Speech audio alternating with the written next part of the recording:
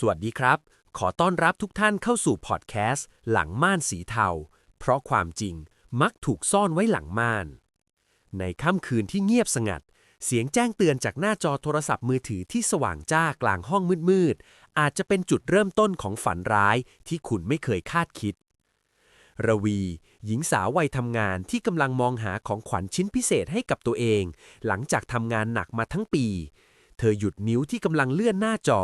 เมื่อพบกับโพสต์หนึ่งจากร้านขายเครื่องประดับแบรนด์เนมชื่อดัง มันคือสร้อยข้อมือทองคำขาวประดับเพชรน้ำงาม รุ่นที่เธอใฝ่ฝันมาตลอด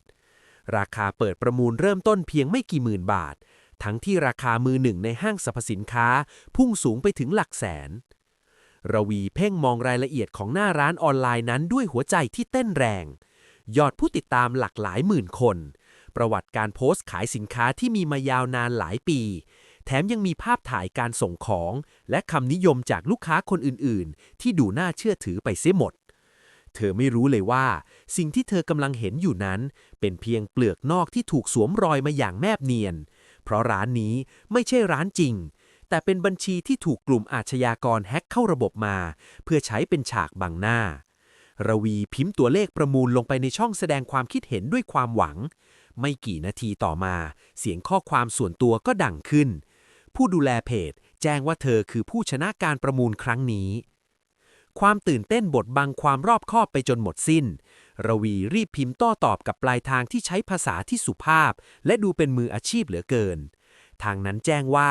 เนื่องจากเป็นสินค้ามูลค่าสูงจึงต้องมีการโอนเงินมัดจำและค่าประกันสินค้าชิ้นสำคัญนี้ก่อนเพื่อป้องกันความเสียหายระหว่างขนส่ง ระวีเริ่มรู้สึกลังเลเล็กน้อยแต่เมื่อผู้ดูแลเพจส่งรูปภาพบัตรประชาชนและใบรับรองสินค้าแท้มาทางข้อความระแวงนั้นก็มาลายหายไป เธอเดินไปหยิบกระเป๋าสตางค์แล้วกดโอนเงินก้อนแรกไปหลักหมื่นบาทอย่างรวดเร็ว โดยหารู้ไม่ว่าเงินจำนวนนั้นกำลังจะไหลเข้าสู่ระบบที่ซับซ้อนเกินกว่าที่เธอจะจินตนาการได้ เมื่อยอดเงินถูกโอนสำเร็จ ฝ่ายนั้นก็แจ้งมาอีกว่ามีค่าธรรมเนียมการนำออกจากคลังสินค้าพิเศษที่ยังไม่ได้แจ้งไว้ตอนแรก ระวีเริ่มรู้สึกแปลกใจ แต่คำพูดที่ว่าถ้าไม่โอนเพิ่มภายใน10 นาทีจะถือว่าสละสิทธิ์และไม่คืนเงินมัดจำทำให้เธอตกอยู่ในภาวะจำยอมทางจิตวิทยา นี่คือกลอุบายที่เรียกว่าการสร้างสภาวะขับขันเพื่อให้เหยื่อไร้สติ เธอโอนเงินก้อนที่2ตามไปและก้อนที่3ตามมาด้วยคำอ้างเรื่องภาษีมูลค่าเพิ่มทุกครั้งที่เธอถามถึงความโปร่งใสทางนั้นจะมีเหตุผลที่ฟังดูสมเหตุสมผลมาปิดปากเธอได้เสมอจนกระทั่งยอดเงินรวมพุ่งไปเกือบเท่าราคาสินค้าจริงระวีจึงเริ่มตระหนักว่าเธอกำลังเดินลงไปในหลุมพรางที่ไม่มีและเมื่อเธอพยายามขอเงินคืนบทสนทนาที่เคยไหลลื่นกลับเริ่มติดขัดและในที่สุดหน้าจอที่เคยเป็นความหวังก็มืดดับลงพร้อมกับการถูกบล็อกอย่างถาวรจากความเงียบงันในหน้าจอแชทของระวีความจริงที่เจ็บปวดเริ่มปรากฏชัดเจนขึ้นเรื่อยๆเงินเกือบ100,000 บาทหายไปในพริบตาแต่นี่เป็นเพียงยอดภูเขาน้ำแข็งที่โผล่พ้นน้ำขึ้นมาเท่านั้นเพราะในขณะที่ระวีกำลังนั่งกุมขมับอยู่กลางห้องผู้กองประชานายตำรวจหนุ่มผู้เชี่ยวชาญด้านอาชญากรรมทางเทคโนโลยีกำลังจ้องมองแผนผังความเชื่อมโยงบนหน้าจอคอมพิวเตอร์ในห้องสืบสวนที่เต็มไปด้วยเอกสารคดีฉ้อโกงออนไลน์กว่า39คดีที่มีรูปแบบเหมือนกันทุกประการมูลค่าความเสียหายเบื้องต้น4,500,000 บาทอาจดูเหมือนเยอะแล้วแต่นั่นเป็นเพียงจุดเริ่มต้นของเส้นทางการเงินที่น่าสะพรึงกลัวกว่านั้นมากผู้กองประชาเริ่มแกะรอยจากบัญชีธนาคารที่ระวีและผู้เสียหายรายอื่นๆโอนเงินเข้าไปเขาพบว่ามันไม่ใช่บัญชีของพ่อค้าแม่ค้าออนไลน์ทั่วไปแต่มันคือบัญชีม้าที่ถูกซื้อขายกันในตลาดมืดเงินจากเหยื่อรายหนึ่งจะถูกโอนต่อไปยังบัญชีที่2 3และ4ภายในเวลาไม่กี่วินาทีเพื่ออำพรางร่องรอยกระบวนการนี้ถูกทำอย่างเป็นระบบผ่านการว่าจ้างร้านค้าแลกเงินและบุคคลทั่วไปที่ถูกหลอกให้เปิดบัญชีโดยแลกกับเงินค่าตอบแทนเพียงไม่กี่ร้อยบาทแต่สิ่งที่ทำให้ทีมสืบสวนต้องตะลึงคือเส้นปลายทางของเงินเหล่านี้ทั้งหมดมุ่งหน้าไปยังจุดเดียวนั่นคือพื้นที่อำเภอแม่สายจังหวัดเชียงรายจากการตรวจสอบเชิงลึกพบว่ามีการตระเวนกดเงินสดออกจากตู้ ATM และเคาน์เตอร์ธนาคารอย่างต่อเนื่อง ยอดเงินรวมที่ถูกถอนออกไปจากขบวนการนี้มีมูลค่าสูงถึง290 กว่าล้านบาทเงินสดเป็นฟ่อนๆถูกบรรจุลงในกระเป๋าเดินทางก่อนจะถูกส่งข้ามแดนไปยังประเทศเมียนมาอย่างลับๆนี่ไม่ใช่เพียงแค่การหลอกขายสร้อยข้อมือธรรมดาแต่มันคือการฟอกเงินข้ามชาติครั้งใหญ่ที่มีความเชื่อมโยงกับแก๊งคอลเซ็นเตอร์ที่ตั้งฐานทัพอยู่ในเขตเศรษฐกิจพิเศษฝั่งประเทศเพื่อนบ้านโดยมีคนไทยเป็นฟันเฟืองสำคัญในการวางแผนและจัดการระบบทั้งหมดภายใต้หน้าม่านที่ดูเหมือนการขายของออนไลน์ที่ผิดพลาดหลังม่านสีเทานี้คือองค์กรอาชญากรรมที่แบ่งหน้าที่กันอย่างชัดเจนมีกลุ่มที่คอยเฟ้นหาเพจที่มีประวัติยาวนานเพื่อทำการแฮ็กข้อมูลกลุ่มหน้าม้าที่คอยคอมเมนต์สร้างความน่าเชื่อถือและกลุ่มฝ่ายขายที่คอยปั่นประสาทเหยื่อให้ยอมโอนเงินเพิ่มขึ้นเรื่อยๆผู้กองประชารู้ดีว่าการจะทลายรังมดคันไฟกลุ่มนี้ไม่ใช่เรื่องง่ายเพราะพวกมันทำงานกันเป็นเครือข่ายที่ซับซ้อนและมีเครื่องมือที่ทันสมัยขณะที่เขากำลังรวบรวมหลักฐานเพื่อเปิดปฏิบัติการสายฟ้าแลบเขาก็ได้รับรายงานใหม่ที่น่าตกใจว่าหนึ่งในผู้ต้องสงสัยคนสำคัญที่ทำหน้าที่เป็นคนสั่งการแพลตฟอร์มซื้อขายกำลังเตรียมตัวจะหลบหนีออกนอกประเทศพร้อมกับข้อมูลบางอย่างที่อาจสาวไปถึงตัวบงการใหญ่ที่อยู่ลึกไปกว่านั้นจากร่องรอยเส้นทางการเงินที่ถูกถอนออกไปกว่า290 กว่าล้านบาทที่อำเภอแม่สายข้อมูลนี้ทำให้ผู้กองประชาเริ่มมองเห็นโครงสร้างที่แท้จริงของหลังม่านสีเทานี้ครับมันไม่ใช่แค่การรวมตัวกันของอาชญากรสมัครเล่นแต่มันคือโรงงานนรกที่ผลิตการหลอกลวงออกมาเป็นสายพานตัวละครสำคัญในตอนนี้ที่ผมอยากให้ทุกท่านลองจินตนาการตามคือชายคนหนึ่งที่เราจะเรียกเขาว่ากล้ากล้าเป็นเพียงคนหนุ่มที่กำลังตกงานและมองหาทางลัดในชีวิต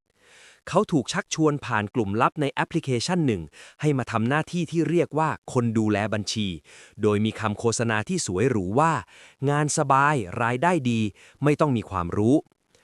กล้าถูกพาไปที่บ้านเช่าหลังหนึ่งแถวชายแดนภายในห้องนั้นมีโทรศัพท์มือถือนับร้อยเครื่องวางเรียงรายอยู่บนชั้นวางแต่ละเครื่องเชื่อมต่อกับสายชาร์จและทำงานตลอดเวลาหน้าที่ของกล้าคือการคอยตรวจสอบยอดเงินที่โอนเข้ามาจากเหยื่ออย่างระวีและคนอื่นๆเมื่อมีเงินโอนเข้าบัญชีม้าที่เขาถือครองอยู่กล้าต้องรีบโอนต่อไปยังบัญชีอื่นตามคำสั่งของหัวหน้าขบวนการภายในเวลาไม่เกิน2 นาทีนี่คือสิ่งที่เรียกว่าการปั่นเงินเพื่อหนีการอายัดของธนาคารกล้าเล่าให้ฟังภายหลังว่าในตอนแรกเขาไม่รู้เลยว่าเงินเหล่านั้นมาจากหยาดเหงื่อและน้ำตาของใครเขาเห็นเพียงตัวเลขที่เพิ่มขึ้นและค่าคอมมิชชั่นที่เขาจะได้รับแต่ยิ่งทำไปกล้าก็ยิ่งเริ่มเห็นความผิดปกติบทสนทนาในกลุ่มสั่งการมักจะมีการเยาะเย้ยเหยื่อที่หลงเชื่อโอนเงินค่าประกันสินค้าเพิ่มหรือบางครั้งก็มีการส่งรูปภาพสลิปโอนเงินที่มีชื่อผู้เสียหายซ้ำๆกันหลายคนในวันเดียวกันกล้าเริ่มสังเกตเห็นว่าเหยื่อส่วนใหญ่ไม่ใช่คนรวยล้นฟ้าแต่เป็นคนธรรมดาที่อยากได้ของขวัญให้ตัวเองหรือบางคนกู้หนี้ยืมสินมาเพื่อหวังจะเอาสร้อยไปขายต่อเก็งกำไรความกดดันเริ่มกัดกินใจของเขาแต่เมื่อเขารู้ตัวว่าจะถอนตัวเขากลับพบว่าชีวิตของเขาก็ถูกล่ามไว้กับม่านสีเทานี้แล้วบัตรประชาชนของเขาถูกยึดไว้และเขาถูกข่มขู่ว่าถ้างานหลุดหรือยอดเงินไม่ตรงเขาจะต้องรับผิดชอบด้วยชีวิตในขณะเดียวกันที่กองบังคับการปราบปรามผู้กองประชาได้รับข้อมูลชุดใหม่จากการดักฟังการสื่อสารในโลกออนไลน์เขาพบว่าบัญชีม้าที่กล้าดูแลอยู่เป็นเพียงแค่กิ่งก้านเล็กๆของต้นไม้พิษต้นนี้เพราะสิ่งที่น่ากลัวกว่าการโอนเงินคือวิธีที่พวกมันทำให้เพจปลอมเหล่านั้นดูมีชีวิตและน่าเชื่อถือจนไม่มีใครสงสัยข้อมูลเทคนิคที่ผู้กองได้มาเผยให้เห็นว่า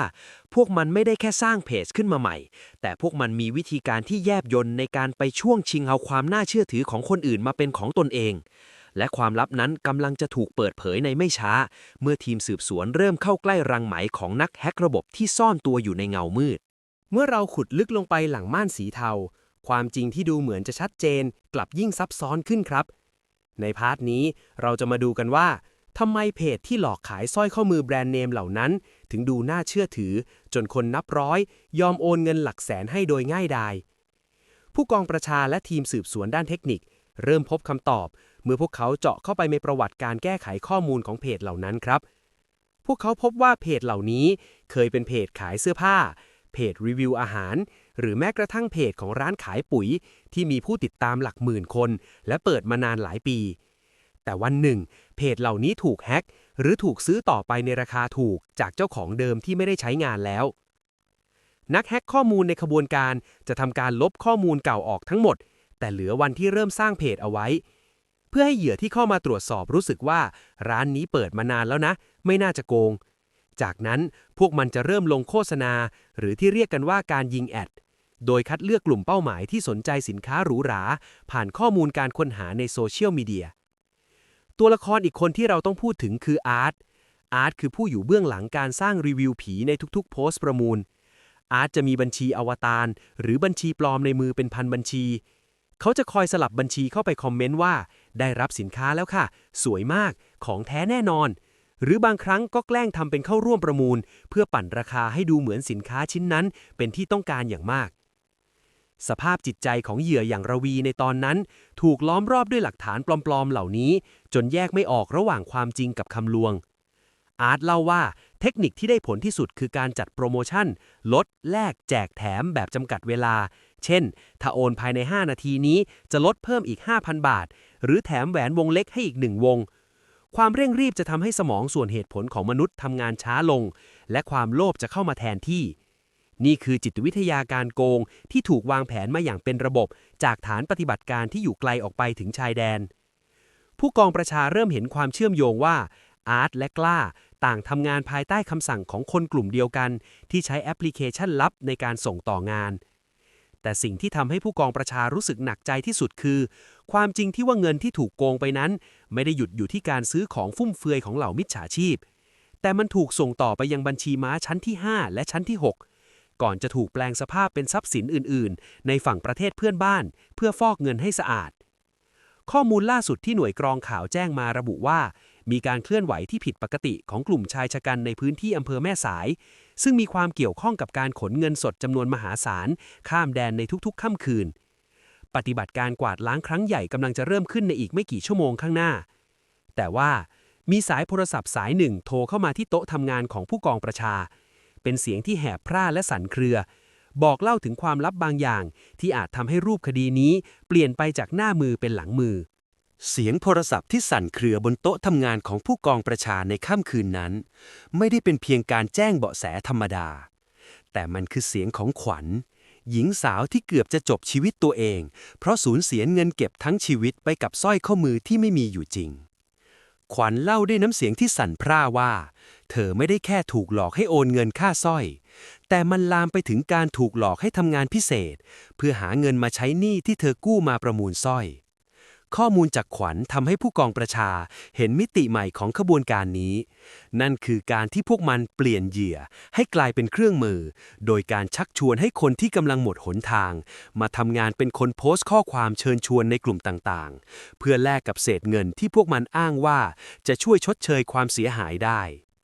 ขวัญบอกว่าเธอถูกดึงเข้ากลุ่มลับที่มีสมาชิกนับร้อยคนทุกคนในนั้นคือคนที่เคยถูกโกงมาก่อนแต่กลับถูกล้างสมองให้เชื่อว่าการช่วยขบวนการนี้หาเหยื่อรายใหม่คือทางเดียวที่จะได้เงินคืนในโลกหลังม่านสีเทาที่ขวัญเล่ามามันคือโรงงานผลิตความสิ้นหวังที่ดำเนินงานตลอด24ชั่วโมงขวัญแอบบันทึกที่อยู่ส่งของและชื่อบัญชีม้าที่กลุ่มนี้ใช้บ่อยที่สุดซึ่งมันไม่ได้มีแค่ชื่อบุคคลธรรมดาแต่มันลากไปถึงชื่อของห้างหุ้นส่วนจำกัดที่ดูน่าเชื่อถือหลายแห่งข้อมูลนี้เปรียบเสมือนกุญแจดอกสำคัญที่ผู้กองประชารอคอยมานานเพราะมันช่วยเชื่อมโยงระหว่างการหลอกขายสินค้าออนไลน์ขนาดเล็กไปสู่โครงข่ายการฟอกเงินระดับประเทศในขณะที่ขวัญกำลังให้ข้อมูลอยู่นั้นเธอก็พูดขึ้นมาด้วยความหวาดกลัวว่าเธอเห็นชายกลุ่มหนึ่งคอยวนเวียนอยู่หน้าบ้านพักของเธอหลังจากที่เธอเริ่มตั้งคำถามในกลุ่มลับจิตวิทยาของมิจฉาชีพกลุ่มนี้ไม่ได้หยุดอยู่แค่การขโมยเงินแต่พวกมันยังใช้ความหวาดกลัวเป็นกำแพงป้องกันตัวเองผู้กองประชารู้ดีว่าเวลาของเขากำลังจะหมดลงหากเขาไม่รีบลงมือขวัญอาจจะเป็นเหยื่อรายต่อไปที่หายสาบสูญไปในเงามืดเขาจึงเริ่มสั่งการให้ทีมสืบสวนประสานงานกับเจ้าหน้าที่ในพื้นที่อำเภอแม่สายทันทีเพื่อระบุพิกัดที่ชัดเจนของบ้านพักที่ถูกใช้เป็นฐานบัญชาการในฝั่งไทย สิ่งที่น่าตกใจยิ่งกว่าคือ เมื่อทีมสืบสวนเริ่มตรวจสอบชื่อห้างหุ้นส่วนที่ขวัญให้มา พวกเขาพบว่ามันมีการจดทะเบียนอย่างถูกต้อง แต่ธุรกิจที่ทำจริงๆ กลับเป็นการนำเข้าและส่งออกสินค้าที่ไม่มีอยู่จริง เงินที่ไหลผ่านบัญชีเหล่านี้ไม่ได้มีเพียงหลักแสนหรือหลักล้าน แต่มันเป็นทางผ่านของเงินที่ถอนออกมาจากตู้ ATM ทั่วจังหวัดเชียงราย ยอดเงินรวมที่ถูกเคลื่อนย้ายผ่านช่องทางธรรมชาติข้ามไปยังฝั่งประเทศเพื่อนบ้านพุ่งสูงขึ้นอย่างรวดเร็วในรอบสัปดาห์ที่ผ่านมาเหมือนกับว่าพวกมันกำลังรู้ตัวว่าพายุกำลังจะมาและกำลังเร่งขนย้ายทรัพย์สินทั้งหมดหนีไปให้พ้นเงื้อมมือของกฎหมายความกดดันในห้องประชุมวางแผนงานที่กองบัญชาการตำรวจสืบสวนสอบสวนอาชญากรรมทางเทคโนโลยีพุ่งสูงถึงขีดสุดเมื่อผู้กองประชาสรุปข้อมูลทั้งหมดที่ได้มาจากขวัญและสายข่าวชายแดนปฏิบัติการในครั้งนี้ถูกตั้งชื่อให้เป็นภารกิจกวาดล้างครั้งใหญ่โดยมีเป้าหมายสำคัญ4จังหวัดพร้อมกันคือกรุงเทพมหานครปทุมธานีเชียงรายและตากเพื่อตัดวงจรทั้งหมดตั้งแต่คนสร้างหน้าบัญชีปลอมคนคุมบัญชีม้าไปจนถึงระดับผู้สั่งการระบบคอมพิวเตอร์ที่ใช้ควบคุมการโอนเงินข้ามชาติในขณะที่เข็มนาฬิกาเดินไปสู่ช่วงเช้ามืดทีมจู่โจมในเชียงรายรายงานมาว่าพบความเคลื่อนไหวที่ผิดปกติบริเวณท่าเรือธรรมชาติใกล้แม่น้ำสายมีกลุ่มชายชะกันกำลังลำเลียงกระเป๋าเดินทางขนาดใหญ่หลายใบขึ้นเรือหางยางอย่างเร่งรีบหนึ่งในนั้นคือตัวละครที่เราคาดไม่ถึงนั่นคือจิต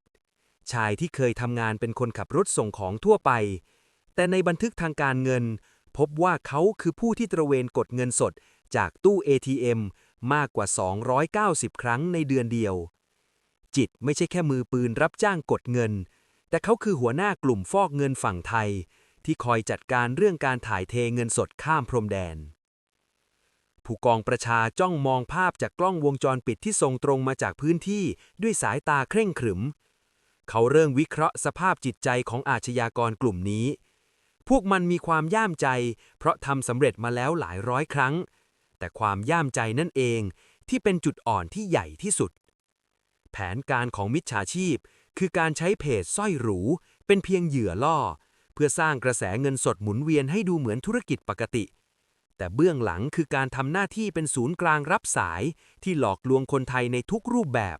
ทั้งการหลอกจองที่พักปลอมหรือการหลอกให้ทำงานเสริมหารายได้พิเศษทุกอย่างถูกมัดรวมกันเป็นหนึ่งเดียว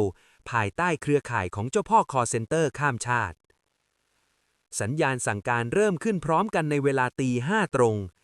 ทีมตำรวจบุกเข้าตรวจค้นบ้านพักหรูในจังหวัดปทุมธานีที่ถูกใช้เป็นที่ตั้งของอุปกรณ์คอมพิวเตอร์และเซิร์ฟเวอร์ที่ใช้แฮ็กเพจของผู้ประกอบการจริงเสียงประตูที่ถูกพังเข้าไปและเสียงสั่งให้ทุกคนหมอบลงกับพื้นดึงสติของเหล่านักแฮ็กระบบให้กลับมาอยู่กับความจริงพวกมันพยายามจะทำลายหลักฐานด้วยการโยนโทรศัพท์มือถือลงในน้ำแต่เจ้าหน้าที่เตรียมการมาอย่างดีข้อมูลในเครื่องเหล่านั้นถูกกู้คืนมาได้ทันเวลาและมันได้เปิดเผยความลับที่น่ากลัวว่า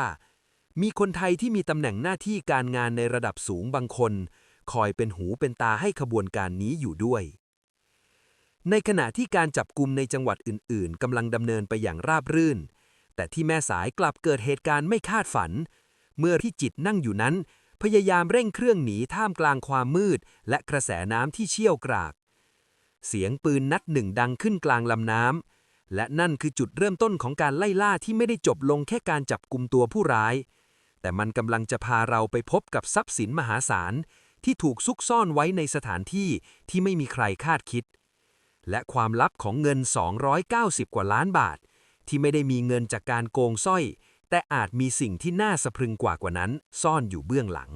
เสียงปืนที่ดังขึ้น1 นัดริมลำน้ำสายไม่ได้หมายถึงการปลิดชีวิตใครครับแต่มันคือเสียงคำรามของกฎหมายที่ส่งสัญญาณให้เรือหางยาวลำนั้นหยุดลงท่ามกลางกระแสน้ำจิตที่เคยคิดว่าตัวเองเหนือกว่าใครและคุมเส้นทางการเงินนับร้อยล้านไว้ในมือกลับต้องซุดตัวลงคุกเข่าบนกาบเรือที่สั่นคลอนด้วยความหวาดกลัวทรัพย์สินในกระเป๋าเดินทางหลายใบที่เขากำลังจะขนข้ามแดนไม่ได้มีเพียงเงินสดที่มัดเป็นปึกอย่างที่ทีมสืบสวนคาดการไว้ในตอนแรก แต่เมื่อเจ้าหน้าที่เปิดมันออกในเวลาต่อมาท่ามกลางแสงไฟสปอตไลท์ที่สาดส่องลงไปพวกเขาพบความว่างเปล่าที่ซ่อนอยู่ใต้ชั้นธนบัตรปลอมบางส่วนแต่นั่นไม่ใช่ประเด็นสำคัญครับเพราะสิ่งที่อยู่ลึกที่สุดในกระเป๋าเหล่านั้นคือเครื่องรับสัญญาณอินเทอร์เน็ตผ่านดาวเทียมและสมุดบัญชีธนาคารอีกกว่า50เล่มที่ยังไม่ถูกเปิดใช้งานผู้กองประชายืนมองภาพเหตุการณ์ผ่านหน้าจอสื่อสารด้วยแววตาที่เต็มไปด้วยคำถามจิตไม่ใช่ตัวการใหญ่ที่คุมเงิน290กว่าล้านบาทอย่างที่เข้าใจแต่เขาเป็นเพียงคนขนส่งความลับจิตเริ่มเปิดปากพูดออกมาด้วยเสียงที่สั่นเครือว่าเงินจำนวนมหาศาลเหล่านั้นถูกเปลี่ยนเป็นสินทรัพย์ดิจิทัลและส่งข้ามพรมแดนไปนานแล้วผ่านช่องทางออนไลน์ที่ซับซ้อนสิ่งที่เขาขนไปในคืนนี้คืออุปกรณ์เชื่อมต่อพิศวงที่จะช่วยให้ฐานที่ตั้งในฝั่งเพื่อนบ้านสามารถเจาะเข้าระบบเพจร้านค้าในไทยได้โดยไม่ถูกตรวจพบพิกัดนี่คือคำเฉลยว่าทำไมเพจสร้อยหรูถึงดูเหมือนดำเนินการอยู่ในประเทศไทยตลอดเวลาทั้งที่ตัวคนสั่งการอาจจะนั่งจิบกาแฟอยู่ในตึกสูงฝั่งเมียนมาในขณะที่การจับกลุ่มที่แม่สายกำลังดำเนินไปทีมที่บุกตรวจค้นในกรุงเทพมหานครและปทุมธานีก็รายงานความคืบหน้าสำคัญครับพวกเขาควบคุมตัวผู้ต้องหาได้เพิ่มอีกหลายคนหนึ่งในนั้นคือวุฒิชายหนุ่มท่าทางภูมิฐานที่ทำหน้าที่เป็นผู้จัดหาบัญชีม้าวุฒิไม่ได้ไปเดินซื้อบัญชีตามหมู่บ้านเหมือนมิจฉาชีพกระจอกทั่วไปแต่เขาใช้วิธีตั้งบริษัทบังหน้าเพื่อรับสมัครพนักงานขาย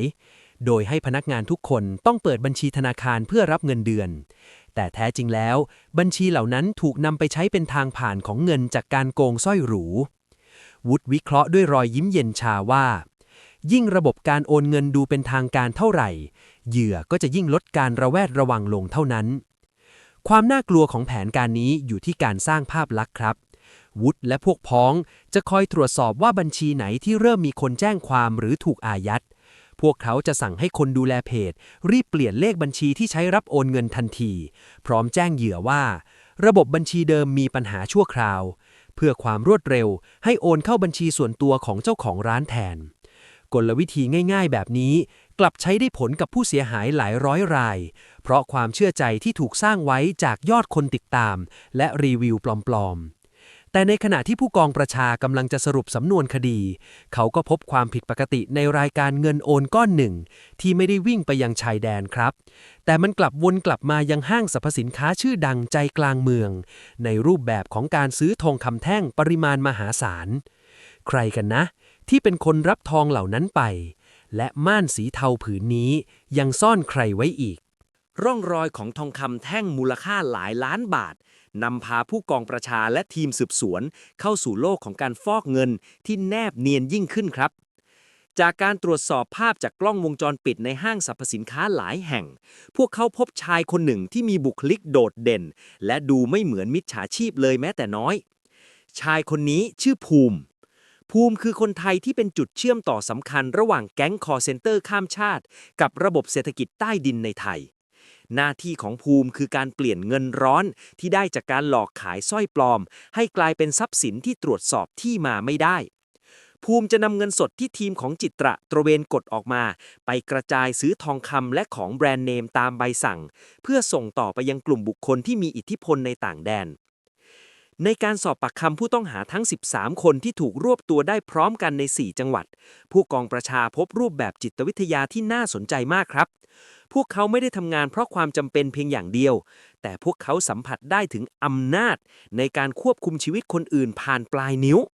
ผู้ต้องหาบางคนเล่าว่าการได้เห็นยอดเงินในบัญชีม้าที่ตัวเองถือครองมียอดไหลเข้าไม่หยุดจากทั่วประเทศ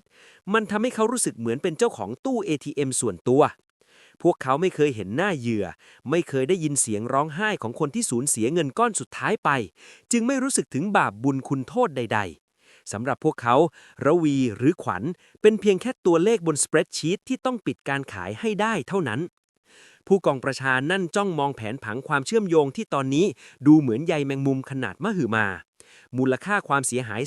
4,500,000 บาทจาก39คดีแรกเป็นเพียงยอดที่ตรวจสอบได้ชัดเจนแต่ความเสียหายที่ซ่อนอยู่ข้างหลังม่านอาจสูงถึงหลายร้อยล้านบาทตามยอดเงินที่ถูกถอนออกไป ภูมิเริ่มให้การที่เป็นประโยชน์ว่าขบวนการนี้ไม่ได้หยุดแค่การหลอกขายสร้อยข้อมือทองคำขาวแต่พวกมันกำลังขยับไปสู่แพลตฟอร์มการลงทุนปลอมที่ใช้ชื่อคล้ายกับสถาบันการเงินระดับโลกโดยมีต้นแบบมาจากความสำเร็จในการสร้างเพจสร้อยปลอมที่ไม่มีใครจับได้มานานนับปีความซับซ้อนของคดีนี้ทำให้เจ้าหน้าที่ต้องทำงานร่วมกับผู้เชี่ยวชาญด้านระบบหลังบ้านของโซเชียลมีเดียครับพวกเขาพบว่าทุกครั้งที่เหยื่อพยายามจะกดรายงานหรือร้องเรียนไปยังแพลตฟอร์มกลุ่มมิจฉาชีพจะมีทีมงานที่คอยระดมกดรายงานกลับหรือใช้บัญชีผีจำนวนมหาศาลเข้าไปคอมเมนต์กลบเกลื่อนจนคำร้องเรียนของเหยื่อหายไปในความมืดนี่คือเหตุผลที่ว่าทำไมเพจเหล่านี้ถึงยังลอยนวลอยู่ได้นานภูมิบอกกับผู้กองประชาด้วยน้ำเสียงราบเรียบว่าต่อให้จับเขาได้ในวันนี้ระบบที่ถูกวางไว้ก็จะยังทำงานต่อไปโดยอัตโนมัติเพราะตัวการที่แท้จริงไม่ได้อยู่ใน13คนที่ถูกจับนี้แต่เขากำลังจับตามองเหตุการณ์ทั้งหมดผ่านกล้องวงจรปิดในบ้านพักแห่งหนึ่งที่ใครก็คิดไม่ถึงในขณะที่ทีมสืบสวนกำลังเตรียมขยายผลไปยังบ้านพักปริศนาที่ภูมิอ้างถึงสัญญาณแจ้งเตือนจากระบบธนาคารก็ดังขึ้นอีกครั้งบัญชีม้าที่ควรจะถูกอายัดไปแล้วกลับมีการเคลื่อนไหวครั้งใหญ่มีการโอนเงินออกไปยังบัญชีปลายทางที่เป็นร้านค้างวัสดุก่อสร้างขนาดใหญ่ในจังหวัดตากมันคือการเตรียมการหลบหนีหรือเป็นการส่งสัญญาณบางอย่างถึงผู้กองประชาว่าพวกมันยังไม่ได้พ่ายแพ้และสิ่งที่น่ากังวลที่สุดคือรายชื่อผู้เสียหายรายใหม่ที่เพิ่งโอนเงินเข้ามาเมื่อ5นาทีที่แล้วเป็นชื่อของบุคคลที่เกี่ยวข้องกับกระบวนการยุติธรรมเสียเองเรื่องราวที่เหมือนจะใกล้จบกลับพ่นพิษใส่ผู้ที่พยายามจะเปิดม่านออกมาอย่างไม่ทันตั้งตัวร่องรอยการโอนเงินก้อนสุดท้ายไปยังร้านวัสดุก่อสร้างขนาดใหญ่ในจังหวัดตากกลายเป็นเบาะแสสำคัญที่ทำให้ผู้กองประชามั่นใจว่าขบวนการนี้กำลังพยายามเปลี่ยนเงินสดให้กลายเป็นสินทรัพย์ที่จับต้องได้ยากขึ้นครับภายใต้เงามืดของโกดังสินค้าที่ดูเหมือนจะเงียบเหงาหลังเวลาเลิกงานกลับมีแสงไฟสลัวจากห้องกระจกชั้นบนที่สะท้อนให้เห็นเงาของชายคนหนึ่งที่กำลังจดจ่ออยู่กับหน้าจอคอมพิวเตอร์หลายสิบจอชายคนนี้คือธนาสถาปนิกวางระบบที่ผันตัวมาเป็นมันสมองระดับผู้สั่งการให้กับเครือข่ายนี้ธนาไม่ได้มองว่าการหลอกลวงคนเป็นอาชญากรรมแต่มองว่าเป็นเพียงเกมแห่งตัวเลขที่ใครอ่อนแอกว่าย่อมตกเป็นเหยื่อในขณะที่ทีมหนุมานของกองปราบกำลังเคลื่อนพลเข้าปิดล้อมโกดังแห่งนั้นด้วยความเงียบเชียบที่สุด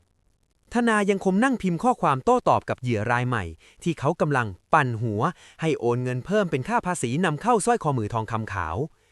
จิตวิทยาที่ธนาใช้คือการสร้างตัวตนที่ดูสูงส่งและมีอำนาจเหนือกว่าเข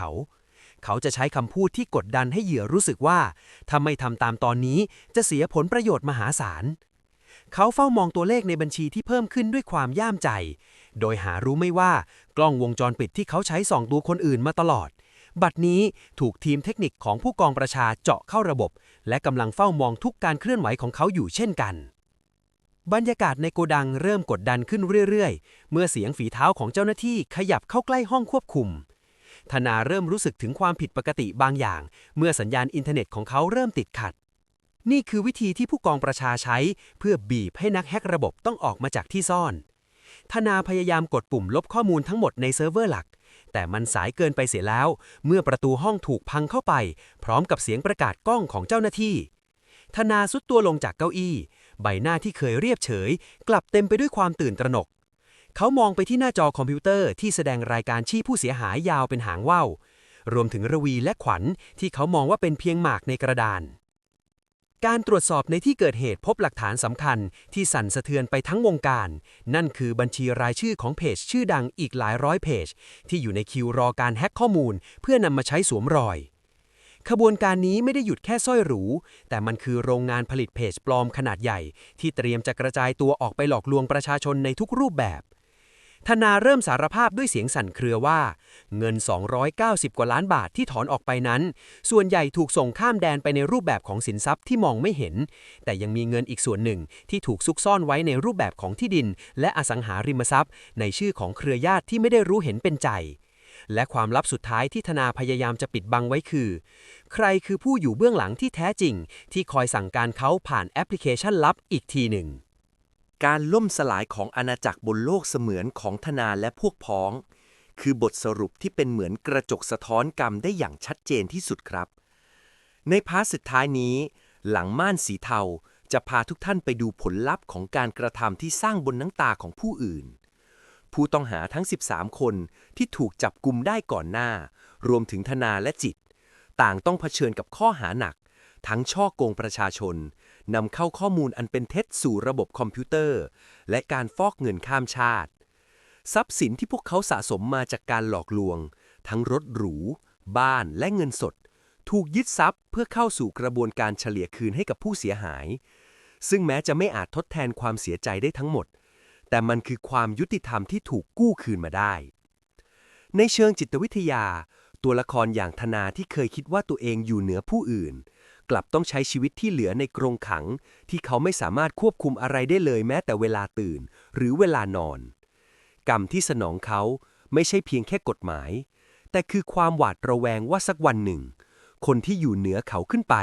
จะส่งคนมาปิดปากเขาในคุก นี่คือวงวนของอาชญากรรมที่ไม่มีใครจบสวยเลยสักคนเดียว ขณะที่เหยื่ออย่างระวีและขวัญแม้จะได้เงินคืนเพียงบางส่วน แต่บทเรียนครั้งนี้ทำให้พวกเธอแข็งแกร่งขึ้น และกลายเป็นกระบอกเสียงสำคัญในการเตือนภัยสังคม ไม่ให้มีใครต้องตกเป็นเหยื่อรายต่อไป ทางรอดและภูมิคุ้มกันที่สำคัญที่สุดในยุคที่มิจฉาชีพครองเมืองแบบนี้ คือความช่างสังเกตครับ หากเราต้องการซื้อของผ่านโซเชียลมีเดียสิ่งแรกที่ต้องทำคือการตรวจสอบความโปร่งใสของเพจ ดูว่าเพจนั้นเคยเปลี่ยนชื่อมากี่ครั้ง สร้างขึ้นเมื่อไหร่ และมีประวัติการทำธุรกรรมที่ผิดปกติหรือไม่ สิ่งที่สำคัญที่สุดคือ หากเป็นไปได้ควรเลือกซื้อผ่านแพลตฟอร์มที่มีระบบการันตีเงินคืน หากไม่ได้รับสินค้า การโอนเงินตรงไปยังบัญชีบุคคลส่วนตัวโดยเห็นแก่ของราคาถูกเกินจริง คือความเสี่ยงที่มักจะจบลงด้วยความสูญเสียเสมอจำไว้ว่า ของดีราคาถูกมากจนผิดปกติ ไม่มีอยู่ในโลกของธุรกิจ มีแต่ในโลกของมิจฉาชีพเท่านั้นครับ สุดท้ายนี้ ปฏิบัติการทลายเพจประมูลสร้อยปลอมเครือข่ายคอลเซ็นเตอร์ในครั้งนี้ เป็นเพียงชัยชนะก้อนเล็กๆในสงครามไซเบอร์ที่ยังคงดำเนินต่อไป ม่านสีเทาอาจจะถูกปิดลงในคดีนี้ แต่ในซอกมุมอื่นของโลกออนไลน์ ม่านผืนใหม่กำลังถูกขึงขึ้น เพื่อรอคอยเหยื่อรายใหม่เสมอ ความรู้เท่าทันและการมีสติ คือเกราะป้องกันเดี่ยวที่จะทำให้คุณรอดพ้นจากเงื้อมมือของคนเหล่านี้ได้ ขอบคุณที่ติดตามรับฟังเรื่องราวที่ถูกซ่อนไว้มาตลอดทั้ง 10 ตอน แล้วพบกันใหม่ในเรื่องราวต่อไปที่จะมาเปิดเปลือกความจริงให้คุณเห็น ขอบคุณและสวัสดีครับ เพราะความจริง